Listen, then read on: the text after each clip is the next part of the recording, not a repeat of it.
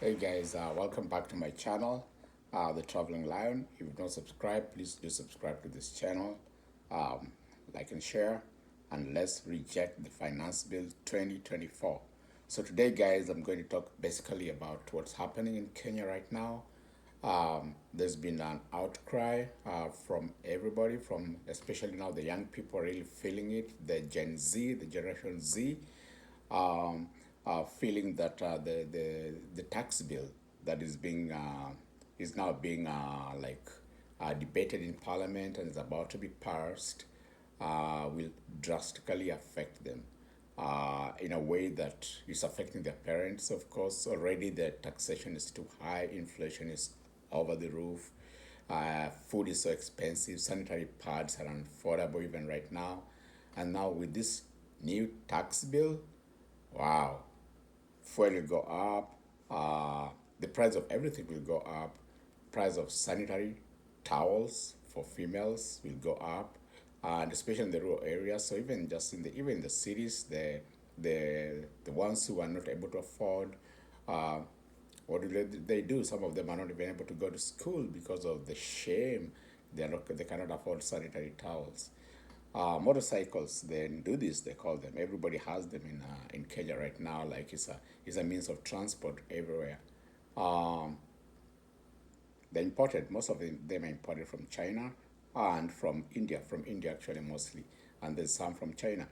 And since they're imported, now duty will be paid on them. They used to be zero rated, so they're like $1,000 or 120,000 Kenya shillings. Now 130,000 Kenya shillings is $1,000. Now with the taxation, it will go up, and most people in the rural areas who depend on them will not be able to afford them. The tax, the proposed taxation, more or less says that okay, we'll zero rate the ones made in Kenya, but then we'll tax the ones that are coming from abroad and imported. There's none made in Kenya, dude. Huh? There's nothing made in Kenya. There are motorcycles made in Kenya. GM Kenya, which is a multinational based in Kenya, makes some motorcycles, whatever Isuzu, whatever company there, they make some motorcycles which are overpriced in the first place. People can't even afford them. So now you're trying to get these monopolies, actually, basically, this one or two monopolies, to supply the whole country with motorcycles. What happens economically? Monopoly, prices are up.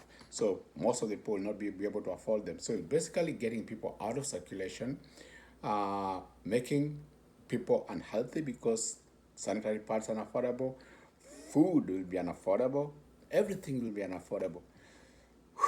I just don't know what to say because the last time I was in Kenya, I spent like 1,000 shillings. That's like $10 buying breakfast items to make breakfast. So it's actually food is more expensive in Kenya than it is here in America, and that's ridiculous. The government itself is exorbitant. The president just chartered a plane all the way from Kenya to the U.S. to discuss what? How much did it cost? 400 billion Kenya shillings, $400 million, whatever. That money could be used to pay the get people who are homeless, place to stay, or even get some poor widows some money. Damn, the executive is actually sapping up the country like a big tick, like a big bag. The executive and the pay of the executives and the pay of the top judiciary, top civil servants, and the members of parliament. Each one of them is paid like 1,000,000 shillings a month. That is like $10,000 a month. We don't even earn that in the US, dude. Look at that. We don't even earn that in the US. And here there are people in a poor country getting paid so much money, passing bills that are actually oppressive to the poor. And I'm confounded, I just don't know what to say. It's so sad now. I know, like, there have been protests like yesterday in Washington D.C. By Kenyans at the Kenyan embassy about this tax bill that's just about to be passed. Actually, today is the day they're going to pass it, basically, because the Parliament has been compromised. The president like bought off most of the MPs, so they're voting from the stomach. Really, they're not even voting from their own conscience. despite the Gen Z going to the street for the last 3 days and rejecting this finance bill. They're still going to pass it because those who are voting from the stomach.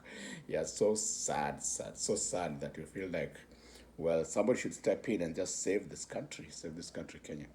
Yeah. So the rationale they're saying is, oh, we don't want to borrow anymore. We don't want to borrow. Cut on the corruption. Cut on the excessive expenditure. Dude, the executive and the MPs are earning so much money. Kenyans cannot afford to live beyond their means. What has been collected already, what was collected last year, the same rate should be able to pay off those debts, especially if we cut on corruption, cut on excessive payments of top civil servants and legislators, and yeah, cut on all that crap, all that wasted money. You see, all these people, elected leaders, are buying property left, right, and center in Dubai, London, everywhere. And now they want to tax people more money. Say, oh, we're going to use this money to pay salaries. We're going to use this money. What have you been using to pay salaries for the last 50 years? Whatever years, I don't know. Kenya's been independent. They've been using the little tax that has been collected. Now they want to increase it, because they're stealing that money. That's the issue. Yeah. So that's my sad take, and I want to tell Kenyans everywhere, not only in Washington D.C., wherever you are, whatever state you are, guys, unite, get up, go carry placards, go to the local federal office or local office that could have an ear to the Kenya government, and carry your placards and protest against this finance bill. Wherever you are, in Germany, in Australia, in UK, go guys, go out today. Let's protest against this finance bill. D, I know I heard your lecture from Oxford. Yeah, you're an academic, but dude, you got kids. We got kids. Tell the Kenyan government to stop killing our kids. They're killing them with bullets, firing into the crowds. They're killing them by not being able to get jobs, not being able to earn a living, basically living off the streets, living off YouTube and TikTok, dude. And then you still want to tax that. You're not giving them jobs. They're trying to get money online. Some of them on whatever sites that are banned in Kenya. Yeah, they're banned in Kenya, but you can't give them jobs. Dude, what's this? So I'm really angry about what's going on in Kenya right now. We're not listening to the people, the young people, the Gen Z out on the streets trying to rescue this country, yet the people in parliament are voting like they're ostriches with their heads in the sand. The President Ruto, get up, wake up, wash your face, put on your glasses if you can't see, look out on the streets, see what's happening. Wake up, wake up, wake up. Wake up, wake up, wake up. Because this time it's not political, it's economic, and that's what gets government out of the place. And that happens everywhere. Corruption, not listening to the will of the people. Even those 5 years, 10 years we're dreaming about, people will actually just walk to State House and say, we've had enough. They'll be on the streets like they did in Iran, like they did in Egypt, like they did in everywhere, like they'll be doing everywhere, like the Arab Spring.